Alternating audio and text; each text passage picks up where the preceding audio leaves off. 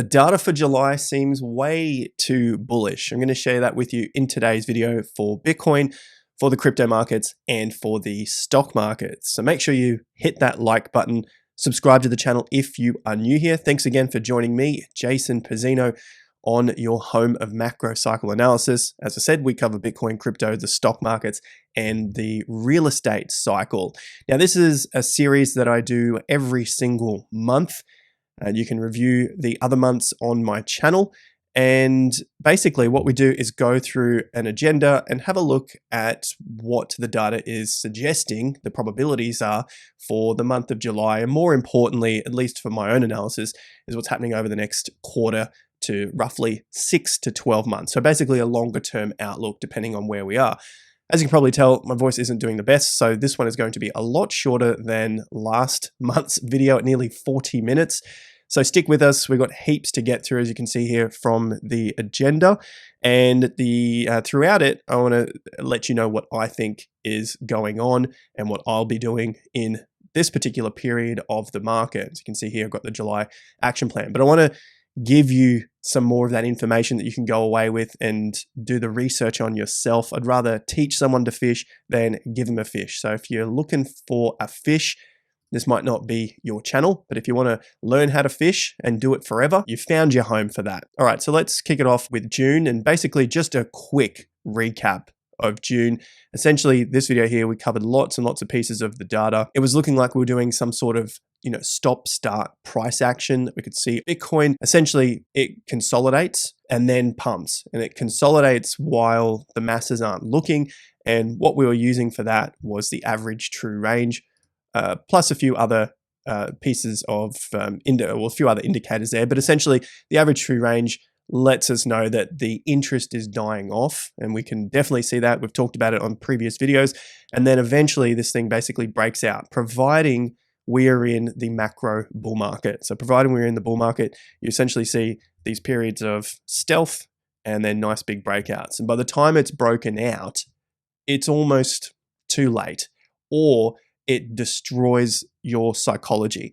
And so there might still be a big move left in it, but to get to that point, now that you've seen the consolidation and then you see the breakout, remember, you don't know what's coming on that black side of the screen. By that stage, the market could have done 100%, 150, 200%, maybe not in the case of Bitcoin, but in other cryptos. And by that stage, your psychology is screwed. So that's what I'm talking about, what we looked at last month with June, where basically this stop-start price action wrecks people over and over again, and they get in way too late. They get in towards the end of that move and then get wrecked and wait for the next move until it breaks out and do the same thing over and over again. So we're trying to stay in front of the market here with a few leading indicators, or using it the best way we can in terms of leading indicators. So that's a quick recap of what we looked at in June, and this video here goes through it in more detail. I'll leave that up to you to go and reflect on.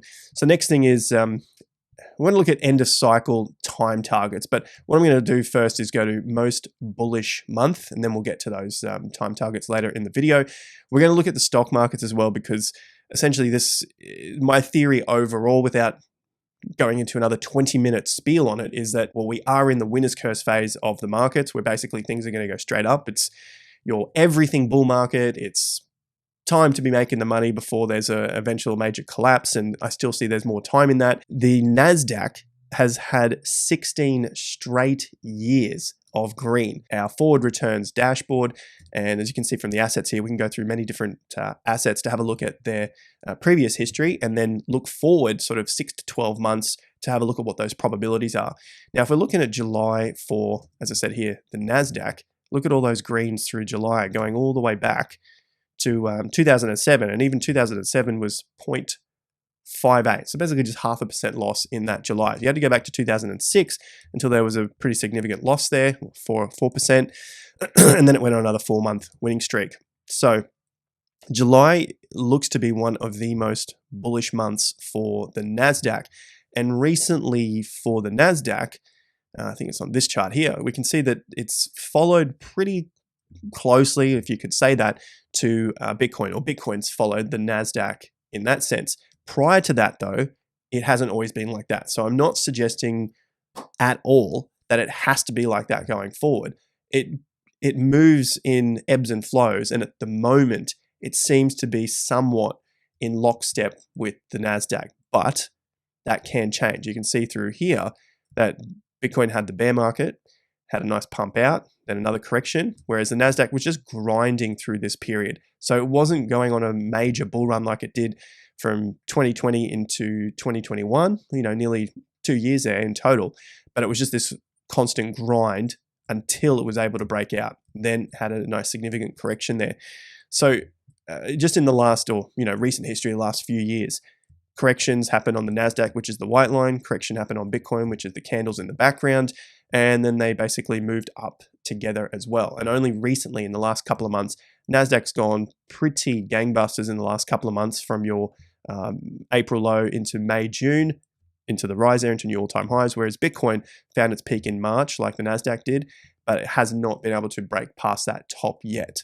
So that's possibly a little bit too short-term for the confluence here between the two markets, but something to keep in mind, especially moving forward into this everything bubble and markets basically going a little more ballistic. And I've got some other data on that as well with, is this a bubble? Obviously, we've had Nvidia taking off for the NASDAQ and Apple going to new all-time highs and Microsoft at new all-time highs. And it's just a few stocks that are doing that. But in terms of bubble territory, this tweet here, I think, sums it up pretty well. We seem to have forgotten what a true equity market bubble looks like. So a true equity market bubble looks like. You might think we're in a bubble now. Maybe we are, but we won't know until afterwards. But we're just looking at the data here for the last 100 years. So if you want to look at data for the last 5 or 10 years, by all means. But I prefer to go back as much as possible. And for the S&P, we can go back to the early 1900s. So why not? Let's take all of that data. The orange line is the 1924 to 1929 move. So basically the move into the 1929 peak, and then obviously the Great Depression after that. The blue line is your dot-com bubble, then into the 2001 and 2 correction from that point.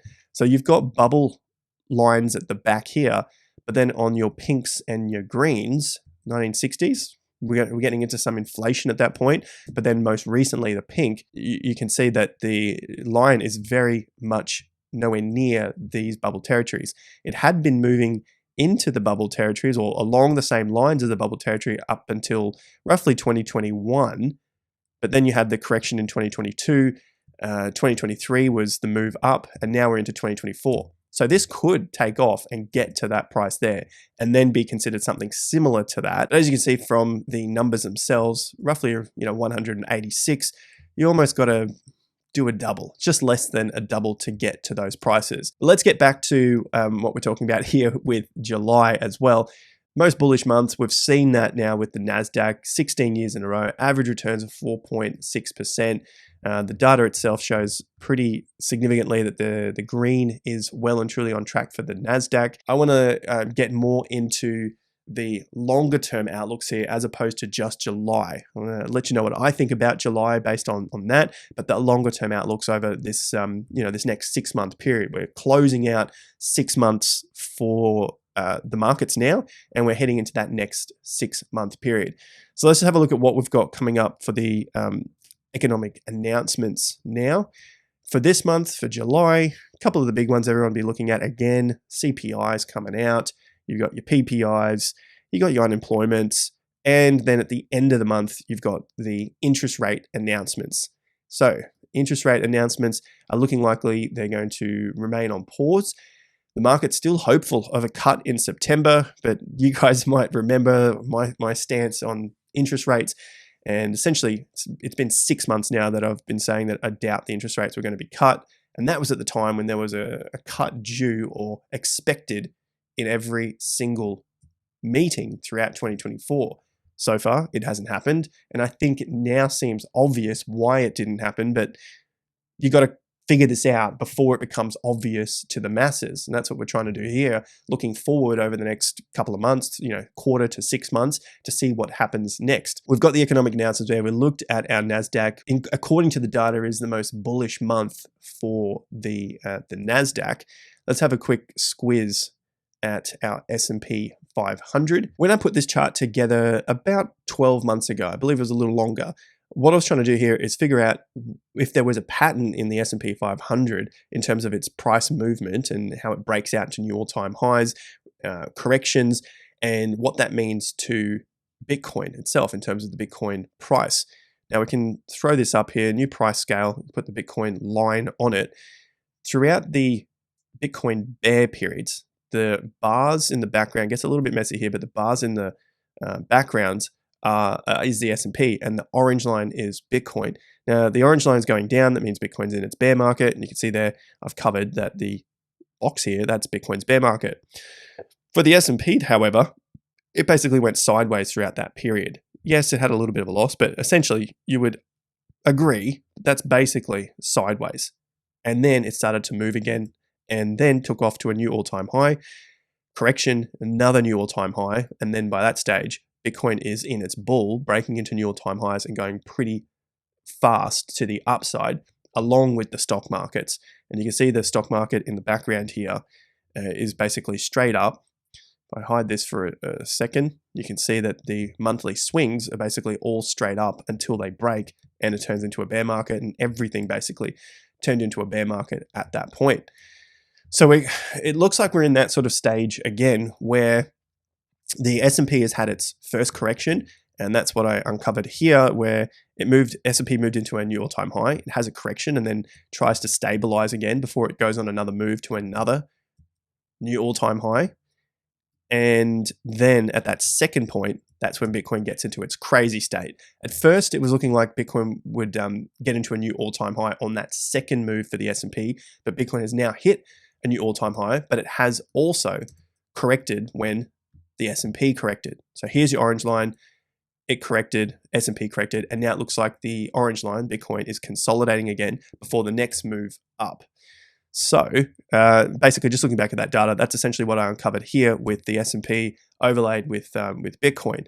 So I think we've still got another move like that coming up. Whether it's in July is to be determined, but I don't think, just based on what we're seeing with the price action, that it will happen in July, or if it does, it's probably later in the month. I think there's probably still a few more weeks to go until you break out into a new all-time high. But I think Q4 is that party time based on what we've seen previously with the S&P. You've got this sort of longer period, and the time frame is from here to here, so roughly about 22 months. If we look at 22 months from that period when Bitcoin hits the low until that breakout, it takes you to roughly around sort of September, October, basically the end of Q3, before things really seem like they're into this party vibe, when people aren't scared anymore that the market is going to correct. And right now, people are still very scared that the market is going to correct, as you can see from the fear and greed. That leads us to the next points, and we're looking at Bitcoin, and then Bitcoin versus the money supply, and the Bitcoin versus the NASDAQ, just seeing how whether there's still some more strength in the background here for the bull market.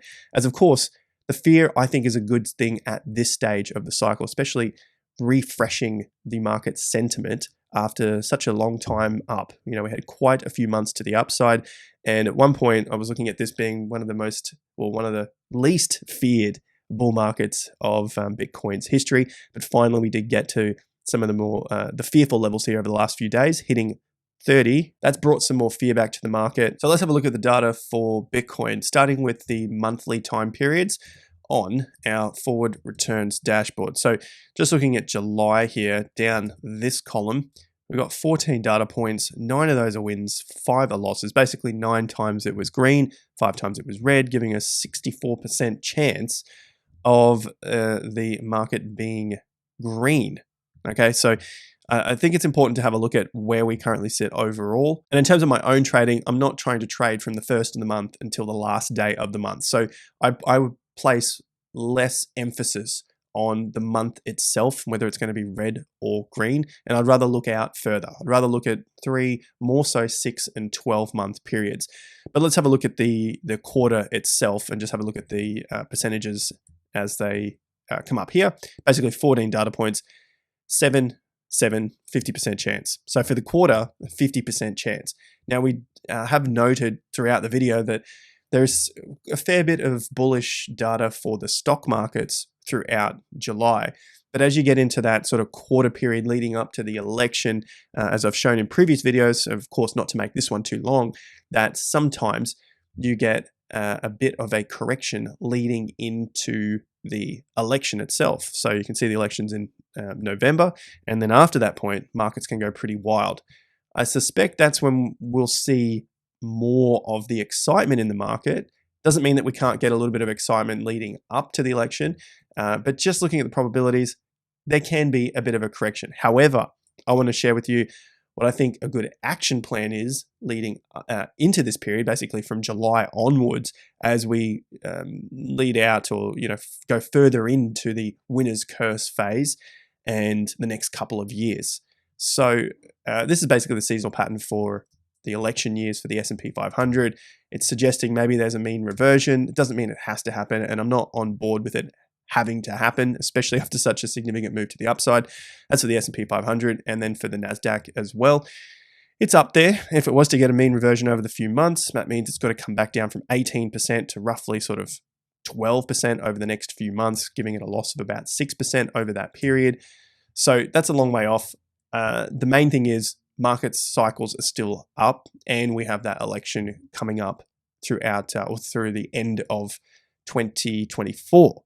So in terms of Bitcoin, I've got this chart here to get into, but in terms of the quarters, it was about basically a 50-50 chance for the 3 months. So I'd prefer to look out a little longer. Let's look at the next 6 months, July to the end of December, because that time period has been one of the time periods we looked at to see how the market responds the end of the year, so quarter 4, 2024 and quarter 1, 2025 as a potential top, based on what we were looking at with the time frames within the cycle. And this is the 4-year cycle, low to low, whether it was going to be a left translated cycle or a right. And all that means is basically the time spent going up versus the time spent going down. Nothing to do with the halving cycle. I don't care about the halving cycle. Put that aside, just focusing on actual cycles that work throughout all markets, not just this halving thing. Okay, so I'm still of the view that we will be in a right translated cycle. I didn't think this would be a left. I could have been wrong that that it could have been a left, but it just didn't seem likely based on where we were overall. And I think this is probably a timely thing to talk about here, especially going into July after, for Bitcoin at least, June over the next 4 days potentially being a red month, which has brought the fear on. We can see with the fear and greed, and a lot of people believing that maybe March was the top and we got a left cycle here and then it's going to fall from this point. That I don't think that's the case. And I've got a few other charts to have a look at there. So just quickly on the 6 months here, July to December, 14 data points, 9 wins, 5 losses, gives you a 64% hit rate. Let's go at annually now. So let's have a look at the July to June period. So July 1st to June 30th of next year. This starts to creep up a little bit better. You got 10 wins, 4 losses, giving you a 71% hit rate. Now, if we take out some of those bearish years, it doesn't really help in this case. You got 2022, you got 2018, and then 2014, and it basically is roughly the same, 72% there. So this next 12 months period, roughly a 70% hit rate for BTC, just based on the 14 years of data that we have at the moment. So a little better than random, but I really like to see something more like an 80% chance here. And I guess that's what I want to have a look at next, based on the cycles themselves and where we sit with BTC. So market sentiment we've covered, and we just got to look through the Bitcoin charts and then into the action plan from that point. So from here, this is obviously Bitcoin chart. This is the major one that I want to have a look at. Where are we right now for BTC? And we are, or for July anyway, it'll be roughly 20 months in from the low. So I'm going to measure these timeframes from the cycle low. So you got the cycle low there, November 2022, 20 months, July. That'll be next month. Okay, we get the point. What happened last cycle? 20 months in, you had August 2020 breakout, and I'm looking for when does that move begin? Because essentially, I want to be positioned at or slightly before the move. I don't want to be too early because maybe things can keep going down, but I don't want to be too late, because getting in late, as you've got here, your psychology is absolutely screwed. And I'm going to say screwed because I'm not going to use the F word here, because I know some people watch this on loud. Anyway, looking back at the previous cycle, 20 months in, where are we at? Because that's where we'll be for July. So the first cycle, 20 months, it basically started the move out of that position. And I've got it labeled here as like a last chance, because there's a reaccumulation before another breakout, another reaccumulation before the final peak. And underneath this box, I said, your psychology got effed. And it doesn't look like much there, but at the time, here is the breakout bar on the 20th month, breakout of this accumulation here. And from that low, because this is what you're doing in real time, to that peak is 200%. So at the time, your psychology is going to be absolutely destroyed by that point. That's why I'm trying to make the point here that it's really important to be ready with the market now before you get to these big breakouts, because you just don't know how fast they'll go and where they'll stop. To the lows of these bars is roughly 88%, but to try and catch those lows, obviously we know it's a pretty difficult game. So anywhere within that month following the peak there, 90% up to 150%, right? So it's a bit of a difficult game to try and get in again after the break. It's not impossible, but just know that if it is still heading up from there and you've got another opportunity at a higher low again, that to try to figure out that your psychology is probably going to be a bit screwed, because it wasn't too long ago that the price was, 50% cheaper, and now it's at a higher price, and it's likely going to continue up from that point. So that's the 20th month breakout on the first cycle. The second cycle going into that 2017 peak on the 20th month, you can see it was an inside bar, and then it started going. In terms of the percentages from the close of that 20th month to the peak, it did 120%. So you're looking at it just a few months ago on the breakout. It's not too bad, but then as you get into that final move before that correction, for this particular box, it's going to be very difficult, because you could look back just a few months ago, the price was $600 and now it's $1,200. It's difficult to grasp that in a short period of time, and then hopefully get on board for that next final ride, because you've got another several 100% in the move. Going forward again to the next cycle, which of course was the last cycle, 20 months, as we had a look at, it's roughly around this period here. And then this really didn't give you an opportunity to get back in, except for the 21st month. There was one correction there, and then from there it basically just took off. So some of us remember that 2021 move. It basically just kept going, and there wasn't really another opportunity to get into the market. So that's also something to keep in mind. And now you can see why I'm placing so much emphasis on this particular time here. And I do want to show you these other charts as well, just as a backup on how strong I think Bitcoin is right now, based on a few other charts, as we can compare it to other markets here. If you're going to miss out on any sort of positioning here, whatever suits your plan, if the market is to go higher, just be aware that it will most likely screw your psychology as it goes up, because you've gotten used to the prices here between 60 and 70 grand. Sure, it went to 56, whatever. Okay, so around that sort of 60 to 70 grand. You're sort of used to that. Then once it starts to break out, a lot of people will be hoping, oh, okay, it broke out, it tested it, it's going to come back. I mean, it could, but the probabilities drop off because of the consolidation that the market is having now above some of these previous tops, mostly so the closes in 2021. So the monthly closes there. We're looking at the macro time frame here. So the last couple of charts I wanted to show you were Bitcoin versus the money supply and Bitcoin versus the NASDAQ. On that previous video, I did look at the money supply as well, and just have a sign of how strong Bitcoin has been there. So let's have a look at Bitcoin versus the money supply. And you can see that it's still consolidating above those previous tops. And every time it touches those levels, it has a reasonable bounce. So we've got 4 more days. Maybe it holds out, for now, but I'm not overly concerned, because there's still plenty of support that remains in a bullish structure lower on the chart. But for now, don't need to worry about that, because the price is still consolidating above these levels. So that's Bitcoin versus the money supply. So the money supply 2, M2. Then we've got Bitcoin versus the NASDAQ. Now, it's not at new all-time highs versus the NASDAQ, but one Bitcoin will buy you 3 NASDAQs. Let's call it that. It's NASDAQ's at 20,000, Bitcoin's at roughly 60,000. One Bitcoin will buy you 3 contracts of the NASDAQ. The nice thing here is that it's sitting above the previous monthly swing top before the market collapsed, before BTC collapsed against the NASDAQ in 2022. And that's also above the 50% level, or it's sitting on that 50% level right now. Now, there is a little bit of support further down the chart, but for now, while that's still holding up, it's looking like it's in a relatively healthy space.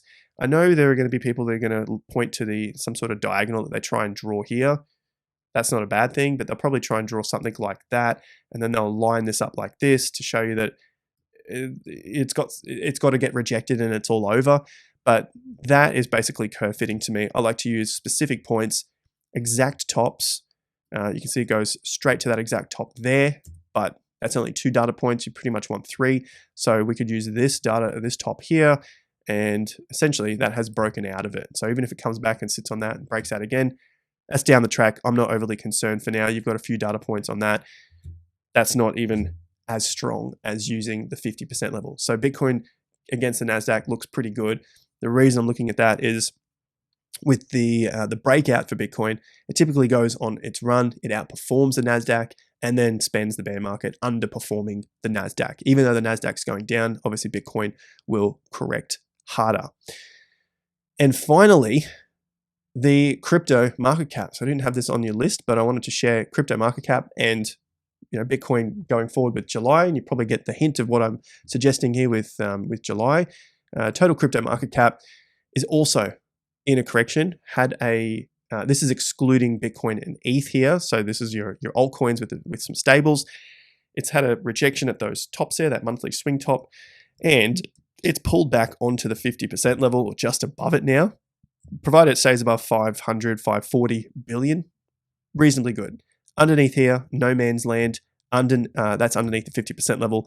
But if it gets down to the previous consolidation, 400 billion, underneath that, then that's a very worrying point for cryptocurrencies. To the upside, depression's over, alt season's on, jellies, you got the feelings in your jellies, life is good. You can see from the previous cycle, a breakout of that top is looking very, very nice, and that's when you get the big, fast move. So anything like that, a big move to the upside. So what happens in July? Well, we saw from the data, it seems like it should be a green month for the stock markets, just based on the probabilities. I'm not wedded to that because I don't like to trade month to month. I'm looking more at swings, but I wanted to present that data for you guys today, and you guys make up your own decision. And of course, the last thing I said here was action plan. The main thing I wanted to focus on was your psychology, or my psychology, and maybe you will look at your own psychology as well through this period. So I'm so focused on the psychology at this point because I think there is another significant move up, whether that comes early in quarter 3 or later in quarter 3 is up to the markets. I have talked about Bitcoin being underneath the previous top for 4 to 6 months. And that time frame comes up in quarter 3. That's going to be July through to September, where we potentially break out of that top. Now, if I'm a new trader and I'm not positioned here or have some sort of plan to position myself on the breakout, because that would be the confirmation, then that next move up is going to be hell.